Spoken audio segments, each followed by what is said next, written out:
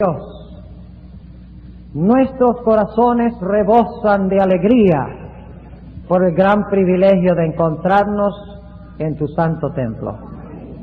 Nuestras mentes son incapaces de comprender tu verdad y nuestros corazones son incapaces de implementarla en la vida práctica. Por eso en esta noche pedimos que a través de tu Santo Espíritu vengas a nosotros, que tú abras tu libro a nuestro entendimiento y que tú nos des tanto el querer como el hacer de tu buena voluntad. Gracias, Señor, por escuchar nuestra oración. En el nombre y por los méritos de Jesús te lo pedimos. Amén. Quiero invitarles en esta noche a abrir sus Biblias conmigo al libro de San Lucas. El Evangelio según San Lucas, el capítulo 17. San Lucas, el capítulo 17. Y vamos a leer los versículos 26 hasta el versículo 30. Versículo 26 hasta el versículo 30. Hay dos eventos del Antiguo Testamento que se presentan como símbolos de la destrucción final del mundo cuando venga el Señor Jesucristo en gloria después de los 1000 años. Dos eventos del Antiguo Testamento que son representativos o simbólicos de la gran destrucción final del mundo después del milenio. Y estos dos eventos los encontramos aquí en San Lucas 17 y empezando en el versículo 26. Sigan ustedes en sus Biblias a medida que yo leo de aquí, de San Lucas 17 y el versículo 26, y vamos a leer hasta el versículo 32. Y como fue en los días de Noé, así también será en los días del Hijo del Hombre. Comían, bebían, los hombres tomaban mujeres y las mujeres maridos, hasta el día que entró Noé en el arca y vino el diluvio y destruyó a todos. ¿Cuál es el primer evento que se presenta como simbólico de la segunda venida del Señor Jesucristo y de su tercera venida después del milenio? La destrucción del mundo por un diluvio en los días de Noé. Pero hay un segundo evento que se presenta como simbólico de la destrucción final del mundo, especialmente después de los 1000 años. Versículo 28. Asimismo también, como fue en los días de Lot, comían, bebían, compraban, vendían, plantaban, edificaban. Mas el día que Lot salió de Sodoma, llovió del cielo fuego y azufre y destruyó a todos. Como esto será el día en que el Hijo del Hombre se manifestará. En aquel día, el que estuviera en el terrado y sus alhajas en casa, no descienda a tomarlas, y el que en el campo, asimismo, no vuelva atrás. Acordaos de la mujer de Lot. El segundo evento que se presenta como simbólico de la venida de Cristo para destruir la tierra y purificarla después del milenio es la destrucción de las ciudades de la llanura, especialmente Sodoma y Gomorra, pero habían otras ciudades, porque en el libro de Judas dice las ciudades comarcanas o las ciudades circunvecinas que rodeaban a Sodoma y a Gomorra. Ahora, en esta noche queremos analizar especialmente la historia de la destrucción de Sodoma y Gomorra con el propósito de descubrir cómo nos enseña lo que va a suceder al regresar el Señor Jesucristo en su segunda venida y en su tercera venida en poder y en gran gloria. Al examinar nosotros la condición del mundo en los días de Noé y la condición del mundo en los días de Lot, encontramos que habían 3 pecados sobresalientes que se estaban cometiendo en el mundo antes del diluvio y en las ciudades en los días de Lot. 3 pecados cardinales, o habían otros pecados, pero al haber investigado este tema cuidadosamente he descubierto que habían tres pecados más graves que cualquier otro pecado. Y Dios trajo sobre las ciudades de la llanura destrucción por causa de estos pecados. Ahora, ¿cuáles eran estos tres pecados? Vamos a notar en el libro de Génesis, el capítulo 6, lo que nos dice en cuanto a la condición del mundo en los días antes del diluvio. Y quiero hacer una aclaración, mis hermanos. Y es que las mismas condiciones que existieron antes del diluvio, existieron antes de la destrucción de Sodoma y Gomorra. Las ciudades y el mundo habían alcanzado la misma condición de degeneración y corrupción. Por esa razón podemos nosotros leer textos que hablan de la condición antes del diluvio y podemos decir que eran los mismos pecados que existían en las ciudades antes de que fueran destruidas. Noten lo que dice Génesis, el capítulo 6 y el versículo 5. Y vio Jehová que la malicia de los hombres era mucha en la tierra, y que todo designio de los pensamientos del corazón de ellos era de continuo solamente el mal. Ahora, yo no sé si ustedes notaron las expresiones de ese versículo. No hay forma en que Dios podría haberlo expresado de una forma más clara y fuerte. Noten las expresiones. La malicia era ¿cuánta? Era mucha en la tierra. Y dice que todo designio de los pensamientos del corazón del hombre era de continuo solamente el mal. Ahora notemos a qué llevó eso en el mundo antediluviano. El versículo 11 del capítulo 6 nos dice: y corrompióse la tierra delante de Dios, y estaba la tierra llena de ¿qué? Llena de violencia. El primer pecado por el cual fueron destruidas las ciudades de la llanura y el mundo antes del diluvio fue que el mundo y las ciudades se habían llenado de violencia.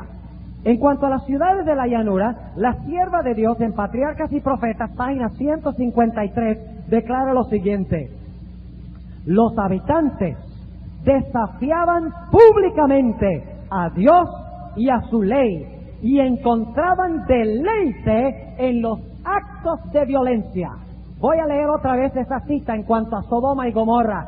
Dice la sierva de Dios: los habitantes desafiaban públicamente a Dios y a su ley, y encontraban deleite en los actos de violencia. En otras palabras, el primer pecado que causó la destrucción del mundo antes del diluvio y las ciudades de la llanura fue el terrible pecado de llenar la tierra con violencia. Pero hubo un segundo pecado cardinal que trajo la destrucción sobre el mundo antes del diluvio y las ciudades de la llanura.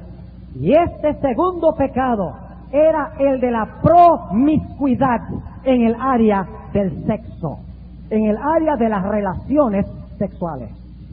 El espíritu de profecía nos dice que cuando la Biblia declara que se casaban y se daban en casamiento, que eso quiere decir no solamente que estaban casándose de una forma común y corriente, sino que ella dice inclusive que si un hombre quería a la esposa de otro hombre, sencillamente sacaba un arma y mataba a su esposo para posesionarse de su mujer. Se practicaban horrendos pecados en el área del sexo, según nos dice Patriarcas y Profetas.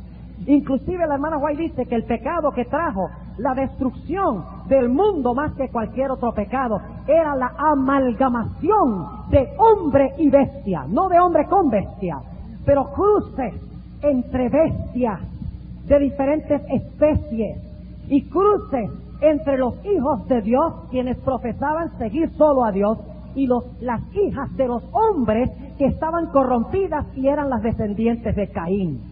En otras palabras, uno de los grandes pecados que trajo la destrucción del mundo antes del diluvio fue la promiscuidad en el área del sexo. Pero ¿qué diremos nosotros de las ciudades de la llanura? ¿Eran estas ciudades más santas que el mundo antediluviano? Vamos a repasar algunas de los detalles interesantes en cuanto a este aspecto de la maldad de las ciudades. Busquen por favor conmigo el libro de Judas. Es el libro inmediatamente antes de Apocalipsis. Judas, el versículo 7, porque Judas nada más tiene un capítulo. Judas 7 nos dice: como Sodoma y Gomorra y las ciudades comarcanas, las cuales de la misma manera que ellos habían ¿qué? Fornicado, y habían seguido ¿qué más? La carne extraña, fueron puestas por ejemplo, sufriendo el juicio del fuego eterno. Y quiero que noten también los versículos 11 al 13, qué descripción tan terrible se dan de estas ciudades de la llanura. Dice en el versículo 11: ay de ellos, porque han seguido el camino de Caín. ¿Quién era Caín? Mató a Abel, su hermano.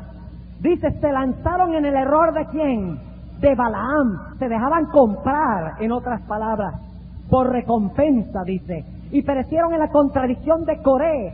¿Por qué se destaca Coré? Por rebelión, ¿no es cierto? Y nos dice en el versículo 12 que la gente de Sodoma y Gomorra eran manchas en vuestros convites, es decir, en vuestras fiestas, que banquetean juntamente, apacentándose a sí mismos sin temor alguno. Y luego note las comparaciones.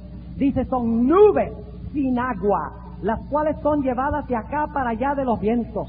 Luego dice que son árboles marchitos, como en otoño, sin fruto, 2 veces muertos y desarraigados. Luego usa otra comparación, dice, fieras ondas de la mar que espuman sus mismas abominaciones. Y luego dice, estrellas erráticas a las cuales es reservada eternamente la oscuridad de las tinieblas. Qué descripción tan tremenda del pecado que existía en las ciudades de la llanura. Era el pecado de las aberraciones en el área del sexo. Pero notemos también lo que nos dice en Segunda de Pedro, el capítulo 2. Segunda de Pedro, el capítulo 2 y el versículo 6. Segunda de Pedro, el capítulo 2 y el versículo 6. Y note que está hablando de Sodoma y de Gomorra. Dice, y si condenó por destrucción las ciudades de Sodoma y de Gomorra, tornándolas en ceniza y poniéndolas por ejemplo a los que habían de vivir sin temor y reverencia de Dios. Y ahora vamos a brincar al versículo 12 al 14. Ya vimos que está hablando de Sodoma y Gomorra, el contexto. Pero ¿cuáles eran los pecados graves de estas ciudades? Noten el versículo 12. Mas estos, diciendo mal de las cosas que no entienden, como bestias brutas. En otras palabras, en las ciudades moraban hombres que ya no eran hombres. Eran como bestias brutas, que naturalmente son hechas para presa y destrucción, perecerán en su perdición, recibiendo el galardón de su injusticia, ya que reputan por delicia poder gozar de los deleites cada día. Estos son suciedades y manchas, los cuales comiendo con vosotros, juntamente se recrean en sus errores. Y luego noten el versículo 14, teniendo los ojos llenos de ¿qué? De adulterio, y no saben cesar de pecar. Segundo pecado que trajo la destrucción del mundo en los días del diluvio y que trajo la destrucción sobre las ciudades de la llanura, el pecado de las aberraciones en el área del sexo. Lo hemos leído en Segunda de Pedro y en Judas, pero si volvemos al libro de Génesis, notamos que habían terribles depravaciones sexuales en las ciudades de la llanura. Ustedes recuerdan, por ejemplo, que cuando la turba se reunió alrededor de la casa de Lot para tratar de aprisionar a los 2 hombres que estaban adentro, que eran ángeles. Ustedes recuerdan que esos hombres que estaban afuera dijeron a Lot, sácanos a esos hombres porque queremos conocerlos. Ahora ahí no estaba hablando de conocer casualmente como yo los conozco a ustedes o como ustedes me conocen a mí. Esos hombres depravados estaban pidiendo que Lot sacara a los hombres para que pudieran tener relaciones sexuales con ellos. En el libro de Génesis nos dice que Adán conoció a su mujer y ella concibió a un hijo. Y por si acaso alguno duda si conocer significa eso allí en Génesis, Lot, fíjense cómo había sido influenciado él mismo por las ciudades, le dice, no esos 2 hombres, yo tengo 2 hijas vírgenes, las pueden tener ustedes. ¡Qué depravación tan terrible en el área del sexo! Pero en Sodoma y Gomorra también se practicaba el incesto, las relaciones sexuales entre familiares. ¿Por qué creen ustedes que después que salió Lot, con sus hijas de Sodoma, que las hijas lo emborracharon para cometer incesto con su propio padre. ¿A dónde aprendieron las hijas eso? Lo aprendieron en Sodoma y en Gomorra. Segundo terrible pecado que trajo la destrucción del mundo antes del diluvio y la destrucción de las ciudades de la llanura, aberraciones en lo que respecta las relaciones sexuales. Homosexualismo y tantos otros pecados, incesto, abuso probablemente de los niños. La misma palabra sodomía viene de Sodoma. Pero había un tercer pecado que trajo la destrucción de estas ciudades. Y ese pecado lo encontramos en el libro de Ezequiel. Ezequiel el capítulo 16. Ezequiel el capítulo 16. Y vamos a notar en este capítulo el versículo 49 y el versículo 50. Ezequiel 16 y el versículo 49 y el versículo 50. Dice lo siguiente: he aquí que esta fue la maldad de Sodoma, tu hermana. ¿Cuál fue la maldad de Sodoma, tu hermana? Soberbia. ¿Qué significa la palabra soberbia? Significa orgullo, descarado, desafío al Dios vivo. Noten, soberbia. ¿Qué más? Hartura de pan y abundancia de ociosidad tuvo ella y sus hijas, y no corroboró la mano del afligido y del menesteroso.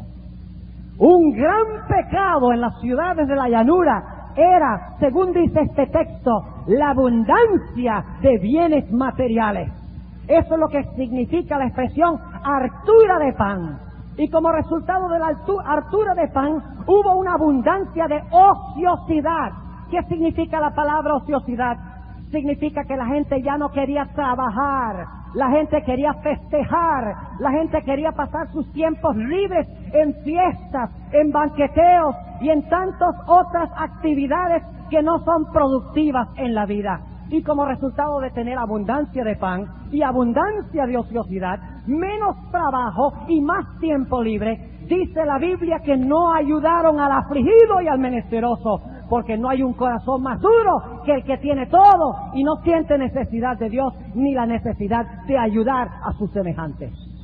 Tres pecados terribles que trajeron la destrucción de las ciudades de la llanura.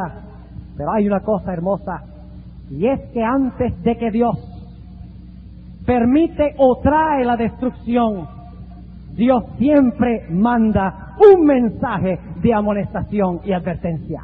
Dios nunca destruye, si es que destruye, o nunca retira su mano para traer la destrucción, sin antes dar un mensaje de advertencia claro y diáfano en cuanto a lo que puede venir si el hombre no corrige sus caminos. Y por lo tanto encontramos que en Sodoma se presentaron tres mensajes. Notemos lo que dice en el libro de Génesis. Ahora vamos a hablar del mensaje de Dios. Y yo quiero preguntarle a mis hermanos, ¿el mundo se encuentra en una condición similar? ¿Este mundo está lleno de violencia? Yo no voy a tomar media hora aquí para decirles lo que yo he acumulado de los periódicos, porque no vale la pena darle propaganda a Satanás. Yo no voy a tomar aquí tiempo para hablarles de todas las depravaciones sexuales que existen en el mundo, porque yo no le quiero dar propaganda a Satanás. Yo no voy a tomar el tiempo para hablar de cómo la gente pasa su tiempo en ociosidad y en hartura de pan, porque ya ustedes lo saben. Yo no necesito darles ejemplos, porque ya ustedes saben que estas tres cosas abundan en el mundo y nos acercamos al juicio que cayó sobre las ciudades de la llanura. Pero Dios ha mandado un mensaje. ¿Y cuál es ese mensaje? Vamos a Génesis. Génesis, el capítulo 18. Génesis, el capítulo 18, del versículo 1 y 2. Génesis 18, 1 y 2. Y aparecióle Jehová a Abraham, es decir, y aparecióle Jehová en el valle de Mamre, estando él sentado a la puerta de su tienda en el calor del día. Esto es antes de la destrucción de las ciudades de la llanura, de Sodoma y Gomorra. Versículo 2. Y alzó sus ojos y miró, y he aquí 3 varones que estaban junto a él. Y cuando los vio, salió corriendo de la puerta de su tienda a recibirlos e inclinóse hacia la tierra. Vienen a Abraham en el calor del día, ¿cuántos varones? 3 varones. ¿Y qué eran esos varones? ¡Oh! ¿Cómo sabemos que eran ángeles? Noten el capítulo 19 y el versículo 1. Dice, llegaron pues los 2 ángeles a Sodoma. E inmediatamente nos hacemos la pregunta, ¿por qué llegaron a Sodoma solo 2? Cuando habían 3. Es una pregunta muy importante que contestaremos dentro de un momento. Pero llegan 3 ángeles. Pero uno de esos ángeles es especial, porque solamente 2 ángeles llegan finalmente a Sodoma. Ahora vamos a leer lo que se nos dice en Génesis 18 y el versículo 20. Génesis 18 y el versículo 20. Entonces Jehová le dijo, aquí le está hablando a Abraham, por cuanto el clamor de Sodoma y Gomorra se aumenta más y más, y el pecado de ellos se ha agravado en extremo, descenderé ahora y veré si han consumado su obra según el clamor que ha venido hasta mí, y si no, saberlo he. ¿Qué es lo que va a hacer Dios? Dios va a descender y ¿qué va a hacer? Va a escudriñar las ciudades de la llanura para ver si han ido demasiado lejos. ¿No es cierto? Para ver si han consumado su obra en contra del gobierno de Dios. En otras palabras, Dios va a descender para juzgar a las ciudades, para investigar a las ciudades. Notemos ahora lo que se nos dice en el versículo 22. Y apartáronse de allí los varones y fueron hacia Sodoma. ¿Cuántos varones se apartaron y fueron hacia Sodoma? 2. Ahora la pregunta surge, ¿quién es el tercero y qué hace el tercero? Sigamos leyendo, versículo 22. Y apartáronse de allí los varones y fueron hacia Sodoma, mas Abraham estaba aún delante de Jehová. En otras palabras, el primer ángel es Jehová, es Cristo Jesús. Y Abraham se para ante Cristo y ahora van a suceder 2 cosas. Vamos a leer en los siguientes versículos. En el versículo 23. Y acercóse a Abraham y dijo, ¿destruirás también al justo con el impío? ¿Qué es lo que dice Abraham? ¿Vas a destruir a todos por igual?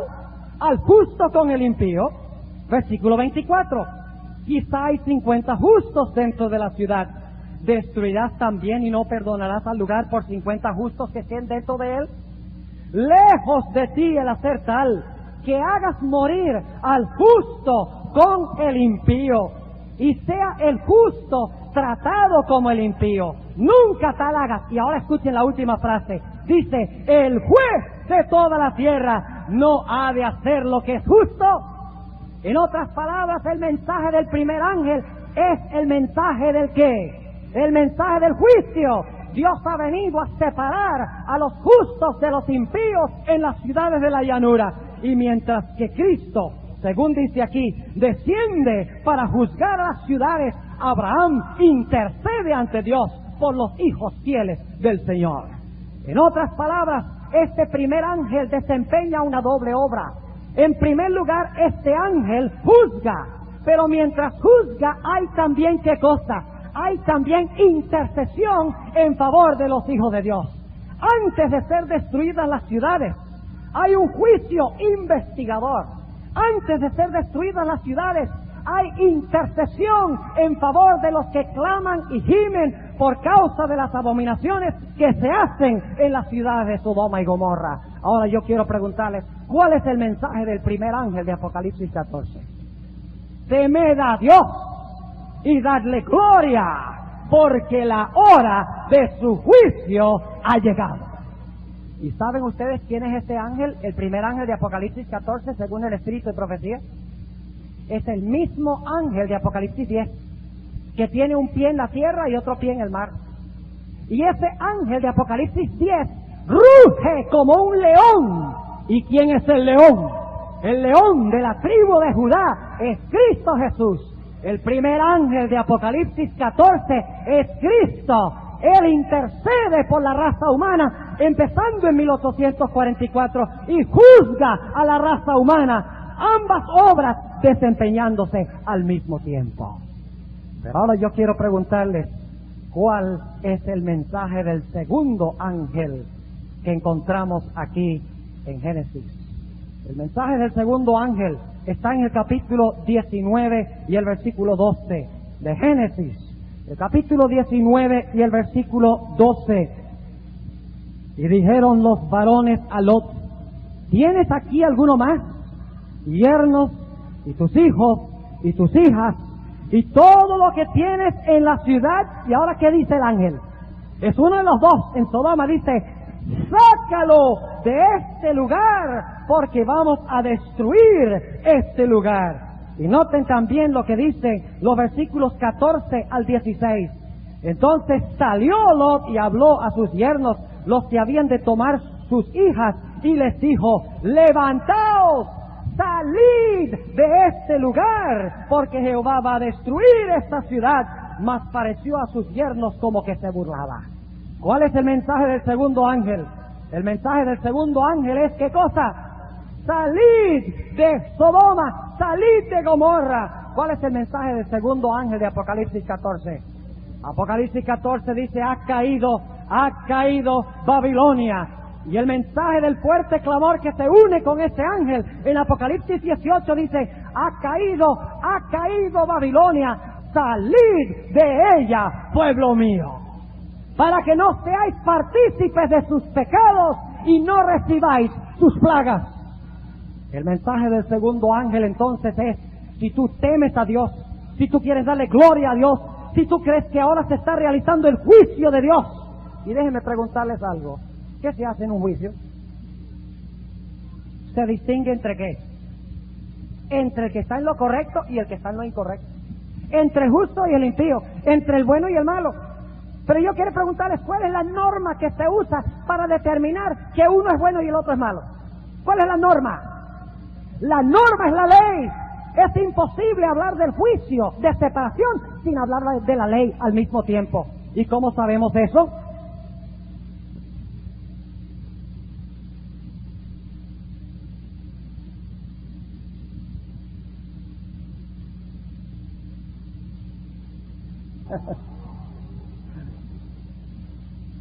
Eclesiastés, el capítulo 12 y el versículo 13, dice el sabio Salomón: teme a Dios y guarda sus mandamientos, porque esto es el todo del hombre, porque Dios traerá toda obra a juicio. Y Santiago 2:12 dice: así hablad y así obrad, como los que habéis de ser juzgados por la perfecta ley de la libertad. Es imposible hablar del juicio sin al mismo tiempo hablar de la ley de Dios. Temed a Dios y dadle gloria, porque la hora de su juicio ha llegado. El que acepta el mensaje del primer ángel, ¿ustedes creen que acepta el mensaje del segundo? Sí, porque el mensaje del primer ángel dice: tú no puedes quedarte en Sodoma y temer a Dios y darle gloria. Tú no puedes quedarte en Sodoma o en Babilonia y seguir adorando a Dios allí donde se quebrantan los mandamientos de Dios. Dios te hallará falto. Salid de allá a donde se sirve a Dios, pueblo mío. Ahora, ¿cuál es el mensaje del tercer ángel que viene a la ciudad de Sodoma y a la ciudad de Gomorra? En el capítulo 19 de Génesis y el versículo 13, Génesis el capítulo 19 y el versículo 13, dice los dos ángeles: porque vamos a destruir este lugar, por cuanto el clamor de ellos ha subido de punto delante de Jehová, por tanto Jehová nos ha enviado para destruirlo. Ahora yo quiero preguntarles: ¿cómo destruyó Dios finalmente las ciudades de Sodoma y Gomorra? Versículo 15, vamos a leer el versículo 15. Dice: y al rayar el alba, los ángeles daban prisa a Lot diciendo: levántate, toma tu mujer y tus dos hijas que se hallan aquí, porque no perezcas en el castigo de la ciudad. Y la última parte del versículo 16 dice: y le sacaron y le pusieron fuera de la ciudad. Y noten lo que dice el versículo 24. El castigo final que vino sobre las ciudades, sobre aquellos que no habían salido de las ciudades, sobre aquellos que no habían aceptado el mensaje del primer ángel de temer a Dios y guardar sus mandamientos. ¿Cuál fue el castigo que cayó sobre ellos? El versículo 24. Entonces llovió Jehová sobre Sodoma y sobre Gomorra azufre y fuego de parte de Jehová desde los cielos.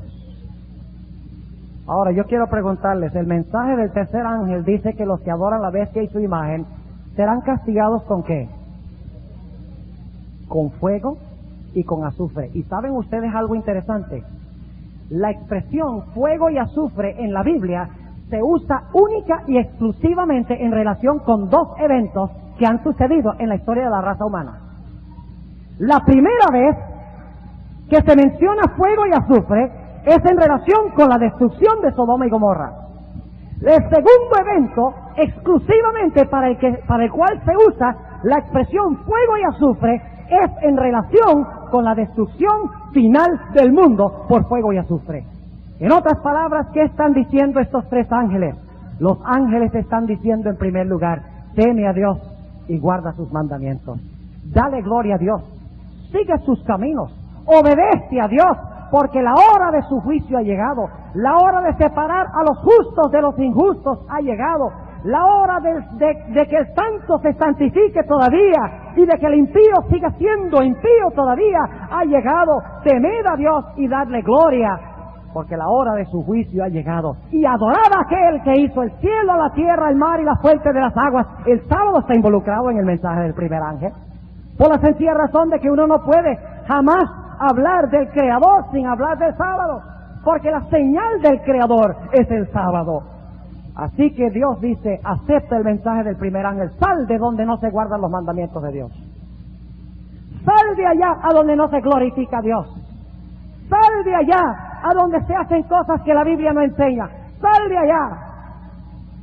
El segundo mensaje dice, el tercer mensaje dice, el que no salga recibirá el castigo del fuego y el azufre, y es un castigo que el hombre trae sobre sí mismo.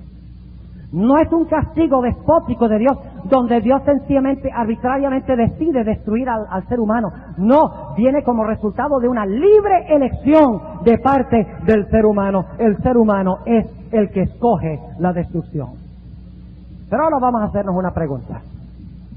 ¿Por qué escogió Lot vivir en Sodoma? ¿Creen ustedes que esa es una pregunta importante? Yo creo que es una pregunta vital. ¿Por qué escogió Lot vivir en Sodoma?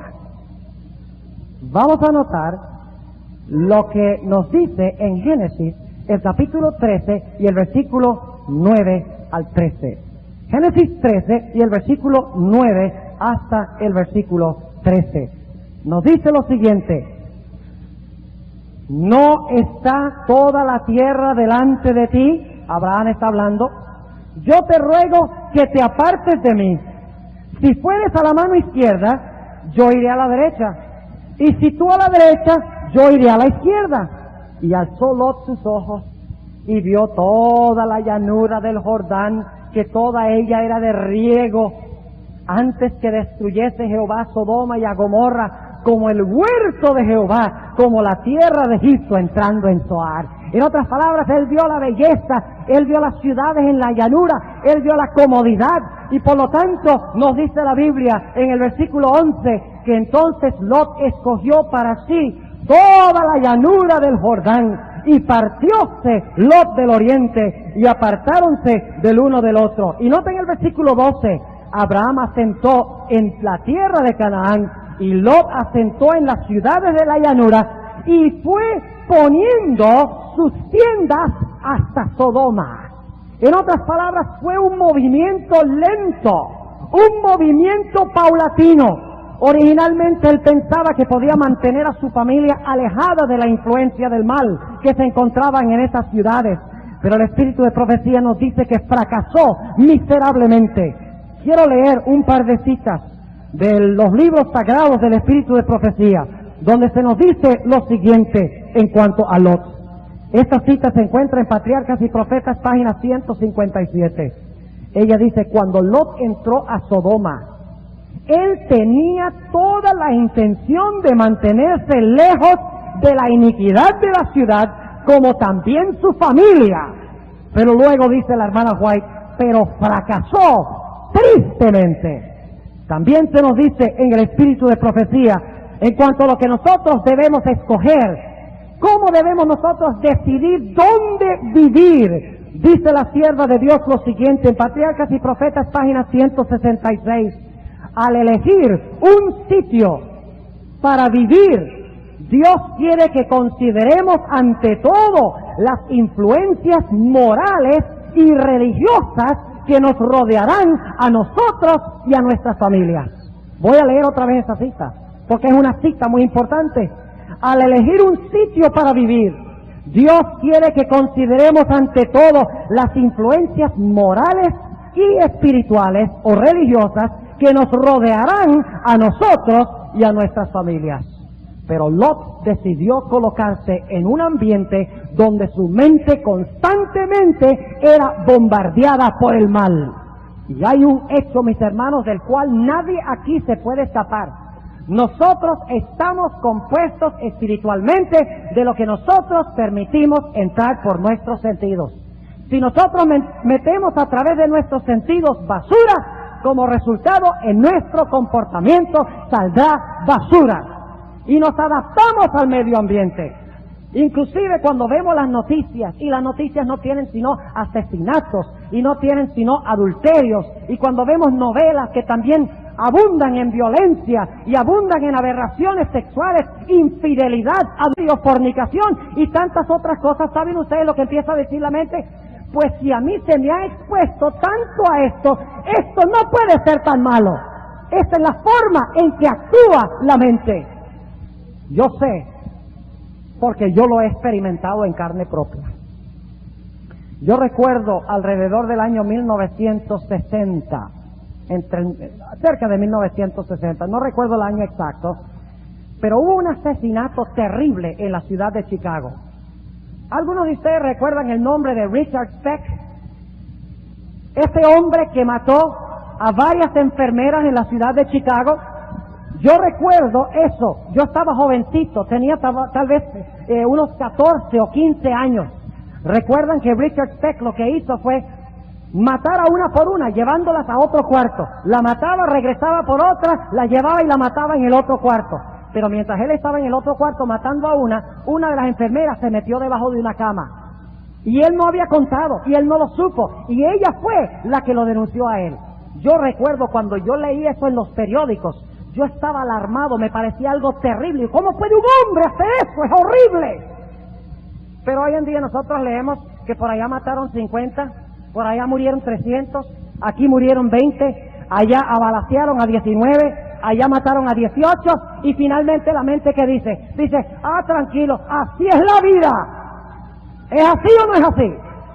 Y cuando somos bombardeados por adulterio y por tantos otros pecados, la mente finalmente se acomoda y dice, tranquilo, así son las cosas. Y perdemos el alarma que distingue entre el bien y el mal en nuestra mente. Es como un reloj de alarma, la conciencia. Cuando ustedes ponen un reloj de alarma en la mañana, y en vez de levantarse cuando la alarma suena, ustedes siguen durmiendo cuando suena la alarma, por unos días ustedes oyen el alarma, pero después de unos días, si siguen durmiendo, el alarma suena y ustedes ya no oyen el alarma. Así es la conciencia. La mente del hombre se adapta a aquello sobre el cual se le permite morar. Y Lot se colocó a donde su mente constantemente era bombardeada por el mal. Y mis hermanos, permítanme decirles algo. Lot casi se pierde en la ciudad de Sodoma. Por poco se pierde. El espíritu de profecía dice que Lot fue un tizón arrebatado del incendio a última hora, del incendio del fuego eterno, según Judas 7. Y no solamente eso, nos dice la Biblia que los ángeles, fíjense cómo Lot se había adaptado a su medio ambiente. Los ángeles tuvieron que agarrar a Lot por el turbante y prácticamente sacarlo de la ciudad arrastrado, porque su mente se había adaptado a lo que estaba allí. La esposa de Lot no tuvo tan buena fortuna, porque la mente de ella se había adaptado completa y totalmente a las ciudades de la llanura. Y ella salió de la ciudad de Sodoma. Pero a medida que estaba saliendo, recordó todas las comodidades y las ociosidades y los placeres y la hartura de pan y todas las cosas que ella estaba dejando atrás. Y por lo tanto la Biblia nos dice que la mujer de Lot volteó y miró lo que estaba dejando atrás. Donde está vuestro tesoro, allí estará también vuestro corazón, dice la Biblia. ¿Estamos nosotros tan aferrados a nuestros bienes, a nuestras propiedades, a nuestro dinero, que miramos atrás? ¿O estamos dispuestos de salir, aún si no sabemos para dónde vamos? Nos dice la Biblia que cuando la mujer de Lot volteó, se convirtió en una columna de sal. Ahora, qué interesante. Yo me imagino que Dios podría haberla convertido en una columna de barro. Dios podría haberla convertido en una columna de granito. Dios podría haberla convertido en una columna de cualquier otra cosa. Pero escogió convertirla en una columna de sal. ¿Por qué razón? Cuando vamos al Nuevo Testamento, encontramos que el Señor Jesucristo dice: vosotros sois la sal de la tierra. El problema es que muchas veces el mundo causa que perdamos nuestra salinidad. ¿Y qué dice la Biblia que sucede cuando la sal de la tierra pierde su salinidad o su característica como sal? Dice que no sirve más que para ser pisoteada y hollada de los hombres. Y eso es precisamente lo que está sucediendo con la mujer de Lot hoy. Ella era sal sin sabor, había perdido su sabor porque se había adaptado a los pecados de las ciudades de la llanura. ¿Y qué diremos de las hijas de Lot? Las hijas de Lot salieron de Sodoma, ¿cómo no? Pero el problema es que Sodoma no había salido de ella. Y así sucede mucho en la iglesia remanente. Muchos de los que estamos aquí hemos salido de Babilonia. Y déjenme decirles algo, la iglesia adventista no es Babilonia. No dejen que nadie les diga a ustedes que la iglesia adventista es Babilonia. Esta iglesia no es Babilonia, es la Odisea, pero no Babilonia. No permitan que nadie les diga: salgan de la iglesia adventista porque la iglesia adventista es Babilonia. Nuestro problema no es que la iglesia adventista es Babilonia. Los que estamos aquí hemos salido de Babilonia, pero la pregunta clave es: ¿ha salido Babilonia de nosotros? La mujer de Lot salió de Sodoma, pero Sodoma no había salido de ella. En este relato encontramos que muchos de los que profesan ser pueblo de Dios resultarán no estar entre el remanente del remanente en los días finales de la historia. ¿Por qué? Porque en lugar de escuchar los mensajes de los 3 ángeles que nos llaman a temer a Dios y darle gloria, que nos llaman a contratar a Jesús como nuestro único intercesor, nuestra única garantía del perdón y de la santificación, en vez de eso, estarán la mayoría del pueblo de Dios acomodándose al mundo, adaptándose al mundo, pintándose como el mundo, vistiéndose como el mundo, comiendo como el mundo, yendo a los lugares a donde va el mundo, imperceptiblemente. Y cuando se despierten, se darán cuenta demasiado tarde de que terminaron en el mundo y dejaron ser parte del remanente de Dios. Dios nos llama a aceptar los mensajes de los 3 ángeles. Darle gloria, que significa guardar sus mandamientos, no por legalismo, sino por amor. Dios nos manda a adorar al Creador, que es observar su santo día. Dios nos manda salir de Babilonia y también manda a Babilonia a salir de nosotros.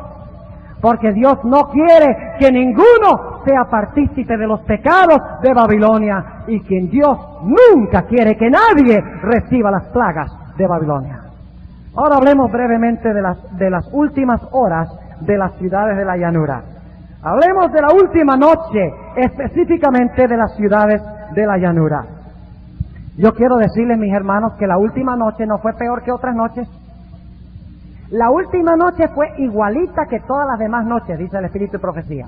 Inclusive el hermano White dice que no se destacaron las ciudades por mayores pecados que los que se habían cometido en noches anteriores. Y sin embargo, estando los ángeles presentes en Sodoma, presentando el último mensaje, la gente en la ciudad completamente ignoraba que la destrucción estaba próxima a caer sobre las ciudades y que debían aceptar los mensajes de los ángeles y temer a Dios y glorificarle, aceptar a Cristo como único intercesor, salir de las ciudades para no participar en el castigo de la ciudad, completamente ignorantes voluntariamente de que el ángel estaba a punto de retirarse para nunca volver a las ciudades. En Lucas el capítulo 17 nos relata la última noche de las ciudades de la llanura. Lucas el capítulo 17 y el versículo 28. Lucas 17 y el versículo 28 relata la última noche de Sodoma y la última noche de Gomorra. Dice lo siguiente: asimismo también como fue en los días de Lot, comían. ¿Hay algo malo con comer? ¿Bebían? ¿Hay algo malo con beber? Si es agua y jugo. No. ¿Compraban? ¿Hay algo malo con comprar? No. ¿Vendían? ¿Hay algo malo con vender? ¿Plantaban? ¿Hay algo malo con plantar? No, claro que no. ¿Edificaban? ¿Hay algo malo con edificar? No. En otras palabras, estaban siguiendo la rutina de todos los días. La expresión que usamos en inglés es business as usual, para los que saben inglés. Las cosas como siempre habían sido, no mayores pecados, pero la rutina. Y toda la gente, o la mayoría de la gente, inconsciente de que los ángeles habían venido a presentar sus mensajes, voluntariamente ignorantes de que los ángeles habían venido a presentar sus mensajes y que pronto habrían de retirarse. ¿Podría eso suceder a adventistas del séptimo día? ¿Qué creen ustedes?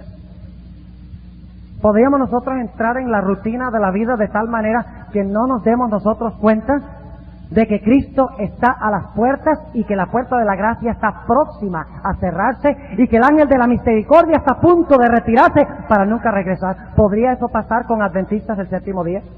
Por favor, busquen conmigo el Evangelio según San Mateo. Mateo al capítulo 24.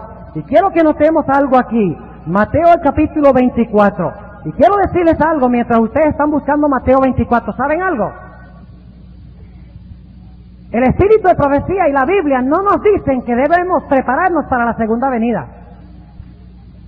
Ni la Biblia ni el espíritu de profecía enseñan que debemos prepararnos para la segunda venida de Cristo. Lo que sí enseñan es que debemos prepararnos para el cierre de la puerta de la gracia. Y muchos adventistas están engañados, están esperando ver ciertas señales en el mundo y dicen, cuando estas señales sucedan, entonces yo voy a reavivar mi fe y yo voy a ser un adventista ferviente del séptimo día. Pero ¿saben ustedes algo, mis hermanos? En este momento puede estar cerrada la puerta de la gracia y podemos ser hallados falsos. Porque no podemos prepararnos hasta la segunda venida.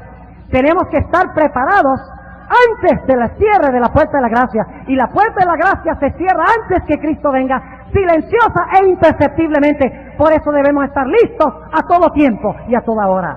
Notemos lo que dice aquí en el Evangelio según San Mateo. Y aquí está hablando del diluvio, pero el mismo principio se aplica. ¿Hubo una puerta cerrada en el diluvio, sí o no? ¿Hubo una puerta cerrada en los días de Lot, sí o no? Claro que sí. Ahora notemos Mateo el capítulo 24. Y vamos a leer cuidadosamente los versículos 37 al 39. Mateo 24, 37 al 39. Y tal vez vamos a leer el versículo 36 primero. Empero, el día y hora ¿de qué? De la venida de Cristo. ¿De cuál venida? No es de la segunda venida. Ahora, parcialmente es una parte, pero no es todo. Y hemos nosotros fallado en ver la otra parte de la moneda aquí. Sigamos leyendo. Empero del día y la hora nadie sabe, ni aun los ángeles de los cielos, sino mi Padre solo. Y ahora escuchen el versículo 37. Mas como los días de Noé, así será la venida del Hijo del Hombre. Ahora yo les pregunto, ¿cuál venida se refiere ahí? Mis hermanos, la venida de Cristo tiene dos etapas. Ay, dicen ustedes, el pastor Bor se volvió dispensacionalista. El pastor Bor cree en el rapto secreto. No. La venida de Cristo tiene dos etapas. La primera etapa es cuando va su Padre a recibir el reino. La venida de su Padre. Cuando se quita sus vestiduras sacerdotales y se pone sus vestiduras reales. Cuando pronuncia las palabras, el que es limpio, sea limpio todavía. El que es santo, santifíquese todavía. El que es inmundo, sea inmundo todavía. El que es injusto, sea injusto todavía. Esta es la venida, la primera parte de la venida de Cristo, cuando tomará a la vasta mayoría de los seres humanos por sorpresa. Y seguirán las cosas después de eso como si las cosas fueran normales. Los hombres no sabiendo que la puerta se ha cerrado y que ya no hay más oportunidad de salvación. Sigamos leyendo. Versículo 37, mas como en los días de Noé así será del Hijo del Hombre. Porque como en los días antes del diluvio, estaban comiendo y bebiendo, casándose y dando en casamiento, y ahora noten la palabrita, hasta el día que Noé entró en el arca. Ese es el primer hasta. La gente estaba comiendo y bebiendo, casándose y dándose en casamiento, hasta el día que Noé entró en el arca. Primera parte. Pero ahora noten lo que sigue diciendo. Versículo 39. Y no conocieron. ¿Qué no conocieron?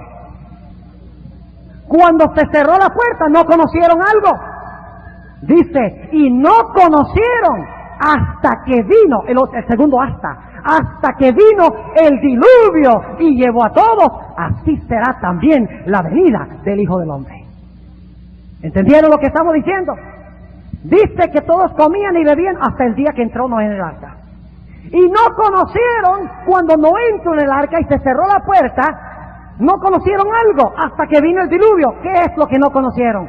No conocieron y no sabían de que estaban perdidos. Y por eso Jesús sigue diciendo, velad, orad, estad aparejados, porque el Hijo del Hombre viene a la hora que no pensáis. Y no está hablando solo de la segunda venida en gloria, está hablando del cierre de la puerta de la gracia. Así lo aplica el espíritu de profecía en el conflicto de los siglos. Ahora algunos dirán, pastor, no es posible que el Señor Jesucristo me sorprenda a mí. No es posible que se cierre la puerta de la gracia sin yo saberlo. No es posible que después de que se cierre la puerta yo siga asistiendo a la iglesia y siga haciendo todo como lo he hecho, común y corriente, no sabiendo que estoy perdido. Si tenemos tantas señales, pastor, señales de que algo terrible va a pasar en el mundo, ciertamente al observar esas señales vamos a estar listos. Permítame darles una ilustración para que podamos entender de que nuestra situación puede ser más peligrosa de lo que pensamos. En noviembre de 1985 se realizó uno de los más grandes desastres de la época actual. Estalló el Nevado del Ruiz, el volcán Nevado del Ruiz en el departamento del Tolima, en Colombia. Yo sobrevolé la ciudad de Armero el día después del desastre. Y el piloto nos dijo, miren allá abajo estaba Armero. Y miramos por la ventana y no veíamos sino unos techitos allá abajo. Y todo lo demás estaba completamente cubierto de barro. Según los cálculos, murieron 22,000 personas en la ciudad de Armero. Y de esas 22,000 personas, 124 eran adventistas. Y de los 124 adventistas perecieron 120. Ahora mi pregunta es, ¿acaso no hubo señales de que venía un desastre? Noten los siguientes datos.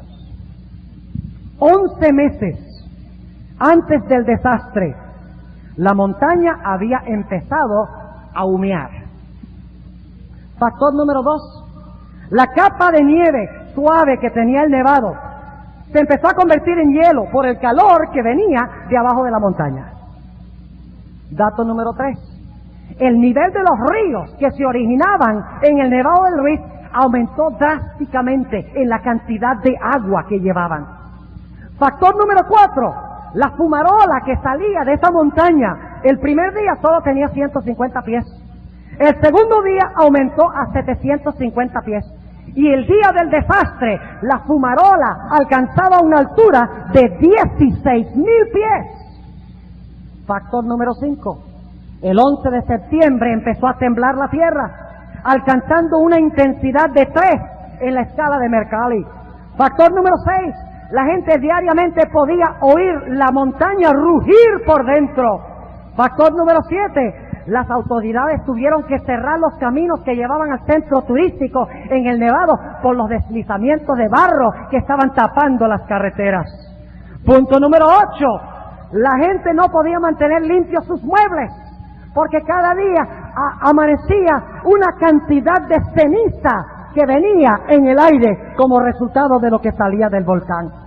Factor número 9, la gente podía diariamente oler el azufre en el aire que venía de la montaña. Factor número 10, la misma noche del desastre, mis hermanos, empezó a caer una lluvia torrencial, un viento solano, y los testigos dicen que nunca se había visto algo tan terrible, una oscuridad tremenda. Factor número 11, un hermano adventista, el hermano Gildardo Rojas, se montó en su moto y empezó a andar por la ciudad para decirle a los adventistas que salieran de la ciudad porque algo terrible iba a pasar. Y muchos de nuestros hermanos ignoraron el llamado y perecieron dentro de la ciudad. Tucson. Y no habían hecho los preparativos necesarios.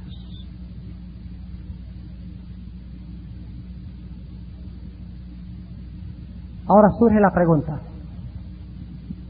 ¿Había señales? ¿Muchas señales? ¿Deberían haberse salvado? ¿Vieron la gente las señales? ¿Las oyeron? ¿Las palparon?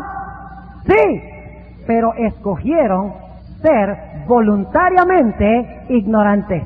Escogieron ignorar las señales.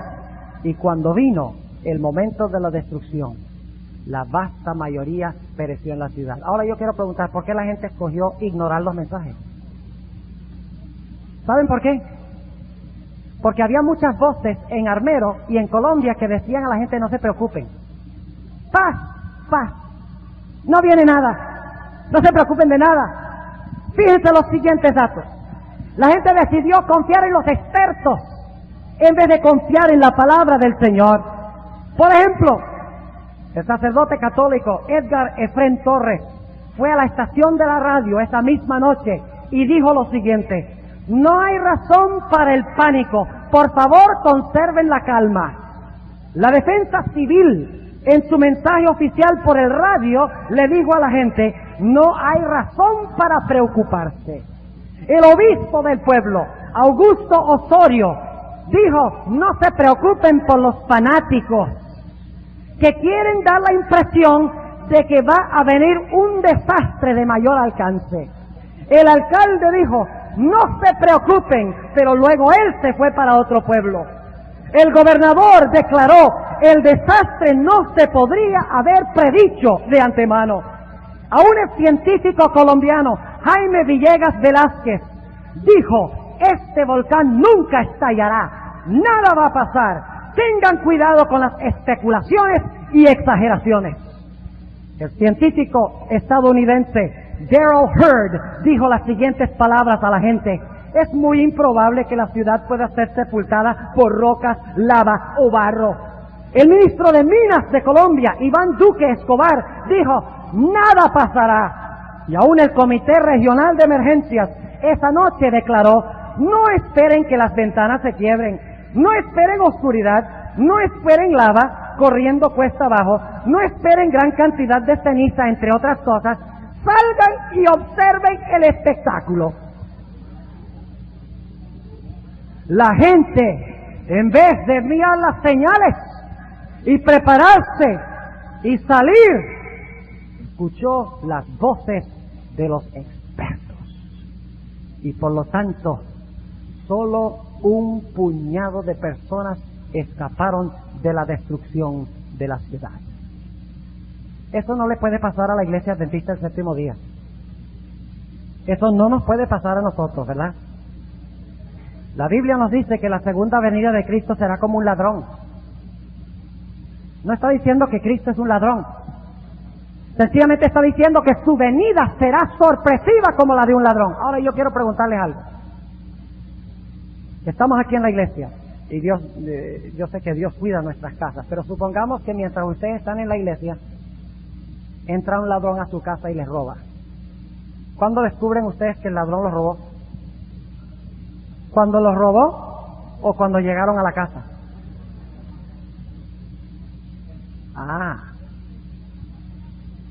Cuando llegan a la casa, ¿les pasó a ustedes?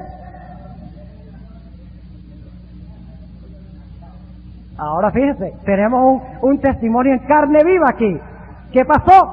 Pero noten, la llegada del ladrón tiene ¿cuántas etapas?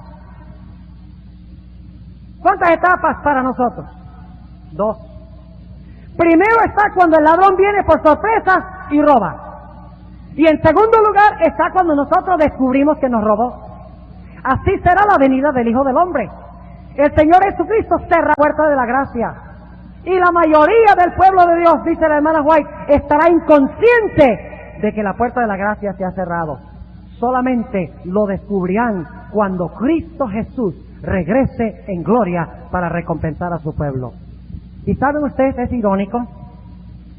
Apareció un artículo en el periódico El Espectador el día después del desastre en Armero. ¿Y saben ustedes cuál era el título? Un desastre anunciado. Y de ahí es que yo he sacado la mayoría de los datos que he compartido en cuanto a estas personas que dijeron no se preocupen en esta noche. Un desastre anunciado. Ahora yo quiero preguntarles, ¿viene un desastre anunciado muy pronto? ¿Cuál es este desastre anunciado? ¿Ha sido declarado por Cristo de que viene, sí o no? Claro que sí. Ahora, ¿qué debemos hacer nosotros? Escuchar lo que dicen los periódicos, escuchar lo que dicen los pastores y los ministros, escuchar lo que dicen los científicos, escuchar lo que dicen los geólogos, escuchar lo que dicen los psicólogos, escuchar lo que dicen los psiquiatras. Eso es lo que nosotros debemos escuchar. Escuchar lo que dice la televisión, escuchar lo que dice la radio. Nada de eso, ni en parte ni en conjunto. Nosotros debemos estar estudiando la Biblia y orando a Dios para que estemos listos cuando se cierre la puerta de la gracia. Ahora el tiempo se nos ha ido, pero yo tengo que terminar este tema. Y ustedes dirán, bueno, ¿y cómo vamos a hacer? ¿Acaso hay algo más? Claro que hay algo más. Porque los eventos de la última noche de Sodoma simbolizan lo que sucederá en el mundo durante el periodo de las últimas 3 plagas de Apocalipsis, el capítulo 16. Yo quiero que notemos los paralelos que hay, y voy a hacerlo rápidamente para que podamos captar el cuadro de lo que tenemos aquí. La Biblia nos dice que a medianoche los impíos rodearon la casa de Lot con la intención de destruir a los que se encontraban adentro. ¿Sí o no? Claro que sí. Pero cuando estaban alrededor con sus armas listas para destruir al remanente que estaba adentro, ¿qué sucedió? Dice la Biblia y el Espíritu de Profecía que cayó sobre los hombres una ceguera. Y cuando cayó sobre ellos la ceguera, reinó entre ellos la confusión. Y en vez de lanzarse en contra de los que se encontraban adentro, donde se había dicho sea de paso cerrado la puerta, porque los ángeles cerraron la puerta, en vez de atacar a los que estaban adentro, empezaron a luchar uno con el otro en confusión. ¿Cuál es la quinta plaga del libro de Apocalipsis? La quinta plaga es la plaga de oscuridad. Y el Espíritu de Profecía nos dice, si ustedes leen en el Conflicto de los Siglos, página 693, ¡qué espectacular página! Esta es una de mis páginas favoritas del Conflicto de los Siglos, página 693. Es la primera página del capítulo, la liberación del pueblo de Dios. Ella empieza el capítulo diciendo que el pueblo de Dios se encuentra escondido en cuevas, se encuentra en cárceles, se encuentra en los montes, mientras que ejércitos de hombres armados emprenden la lucha para destruirlos de la faz de la tierra. Pero luego dice la hermana White que de pronto caen sobre la tierra una oscuridad más lóbrega que la medianoche. Y ahora los impíos, lean el Conflicto de los Siglos, páginas 713 y 14, los impíos quedan en confusión y en vez de destruir al remanente, que se encuentra desterrado de la sociedad y del mundo, ella dice que las armas se usan para destruirse los unos a los otros, porque Babilonia ha sido confundida. En Sodoma, oscuridad y confusión. Al final de la historia, la quinta plaga, oscuridad y confusión. En Sodoma se empezaron a hacer violencia uno al otro. Al final de la historia, los impíos se harán violencia unos a otros y quitarán sus ojos del remanente. Este es el momento de la liberación del pueblo de Dios. Ahora yo quiero preguntarles, hermanos, ¿cuál es la sexta plaga? La sexta plaga es el secamiento del Éufrates, o el anuncio del secamiento del Éufrates. Y el Éufrates se seca, dicho sea de paso, el Éufrates se seca para preparar el camino para los reyes que vienen ¿de dónde? Del oriente. Esa traducción del oriente no es la mejor traducción, porque en el griego hay dos palabras. La palabra Anatolé Heliu, que se acomoda en la traducción como oriente, pero en realidad Anatolé significa oriente. Anatolé significa oriente, o el lugar donde se levanta algo.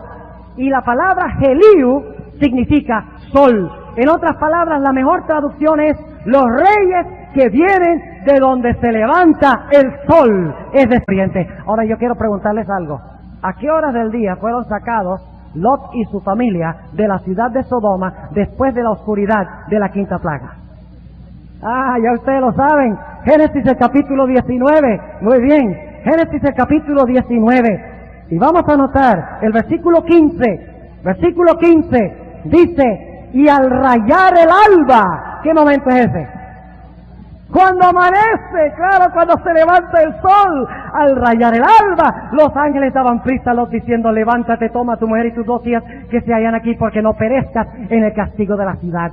En otras palabras, en este momento, después de la confusión y la oscuridad, cuando los impíos se han hecho violencia unos a otros, ahora son sacados Lot y su familia de la ciudad. ¿Y saben ustedes algo? El Espíritu de Profecía nos dice en Patriarcas y Profetas que el Señor Jesucristo, que se había quedado con Abraham, regresó a la ciudad del oriente, y Él fue el que sacó a Lot y a su familia de la ciudad.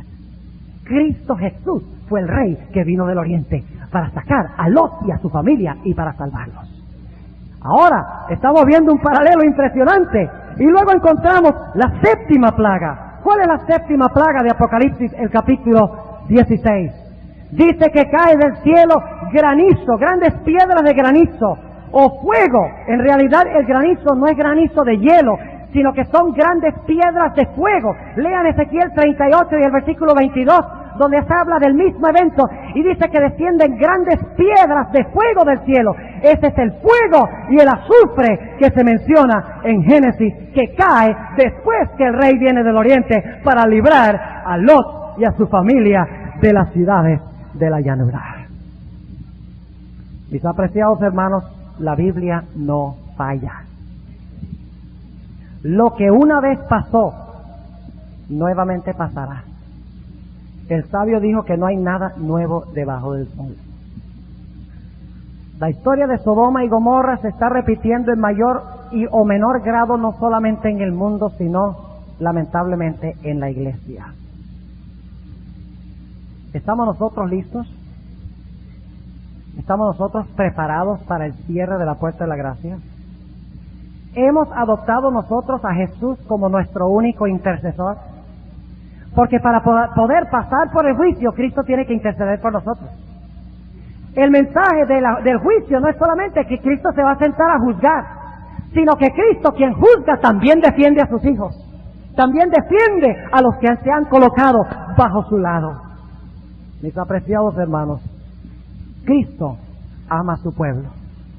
Cristo quiere interceder por su pueblo. Cristo quiere que su remanente esté en su lado. Cristo quiere que Él pueda reclamar a sus hijos como suyos. Cristo ama tanto a su pueblo, según el deseo de todas las gentes, página 703 hasta la página 707, que nos dice que Jesús no podía ver más allá de los portales de la tumba. temía que el pecado que cargaba de la humanidad era tan grande que nunca más vería el rostro reconciliador de su Padre. Pero Jesús dijo: Padre, si es necesario que yo quede eternamente separado de ti y puedo salvar a mi pueblo, estoy dispuesto de ir a la cruz y morir. Esa es la clase de intercesor que nosotros tenemos. Esa es la clase de Salvador que tenemos. Un Salvador que quiere interceder por nosotros. Un Salvador que quiere abogar por nosotros. Porque en el concepto bíblico, hoy en día nosotros tenemos el juez y tenemos el abogado defensor. En la antigüedad no había abogado defensor. En la antigüedad el juez era el defensor de la justicia. Era el juez el que defendía al inocente, según el concepto bíblico.